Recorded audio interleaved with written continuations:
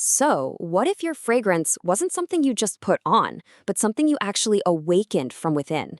Today, we're going to explore a really different philosophy of body care.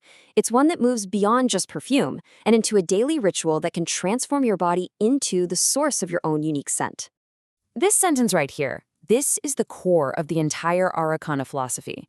It completely flips the script on everything we think we know about perfume. See, the goal isn't to cover yourself in a scent, but to cultivate one that is intrinsically, authentically you. I mean, really think about that for a second. Imagine your personal scent as an aura, something that literally lives on your skin and radiates from you, instead of just being a separate layer you spray on. This is the big mindset shift we're going to unpack. Okay, at the heart of all of this is a move away from the idea of fixing our bodies, fighting against them, trying to correct them. Instead, the Adhikana approach is all about stewarding a living form. That means caring for it, maintaining it, and working in harmony with its natural state. So the end goal here isn't just to achieve some generic good smell. Not at all. It's about building a complex, personal, and really memorable sensory presence that is completely and totally unique to you. An aura that lives on your skin and that people remember. So how in the world do you build this aura? Well, the system works a lot like composing music, believe it or not. You're not just throwing on one note. You're layering different notes, a bass, a heart, and a top, to create this full, harmonious composition that unfolds over time. It all starts with your base note. This is the foundation, right? It's the deep memory of the fragrance that lingers the longest. Think of these warm, grounding oils like sandalwood or amber. They don't mask your skin, they create this amazing your skin but richer effect, and they anchor everything else. Next up is the heart note. Now this is your true signature. These are the scents, like a beautiful rose or jasmine, that just blossom as your body warms up. It's the intimate core of your fragrance, the part that truly defines your presence when someone is close to you. And finally, we have the top note. This is the introduction. It's that bright little spark that people notice when you first walk into a room. Think of light, almost bubbly oils like bergamot or lemon peel. They make that first impression, and then they gracefully fade away to reveal the heart and base notes underneath. And here's a little look at how it all comes together in a scent palette. You layer your base oils, like sandalwood, for that rich foundation. Then you add your heart oils, like rose, for your signature. And you finish with top oils, like bergamot, for that initial spark. You literally become the composer of your own scent. Pretty cool, right? Okay, so we've got the theory down, but how does this actually work day to day? Well, this isn't some complicated process. It's a really simple, mindful ritual that becomes this beautiful act of self-care.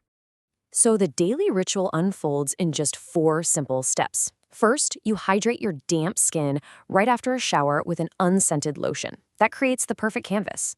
Then you warm your base oil and just dab it on your chest and inner arms. Next, the heart oil gets applied to your neck and collarbone where it's going to warm up and bloom. And finally, just a light touch of the top oil on your wrists and behind your ears. It's simple, it's elegant, and it's deeply intentional. There's a beautiful bit of science to why we apply the oils to these specific spots. It's because heat activates and diffuses scent. Your pulse points, like your neck and your wrists, where blood flows closest to the surface, they basically act as natural personal diffusers. This ritual works with your body's own warmth to bring the fragrance to life. Now, this philosophy of mindful care goes even deeper than just scent.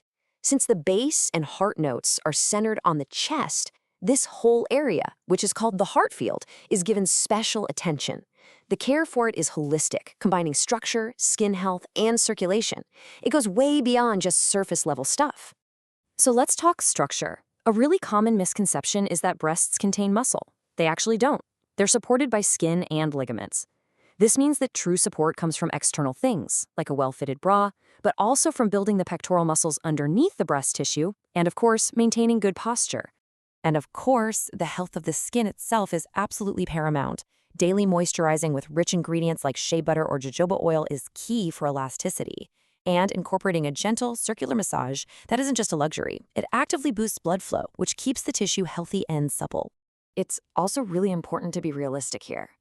Factors like aging, genetics, and just plain old gravity are real.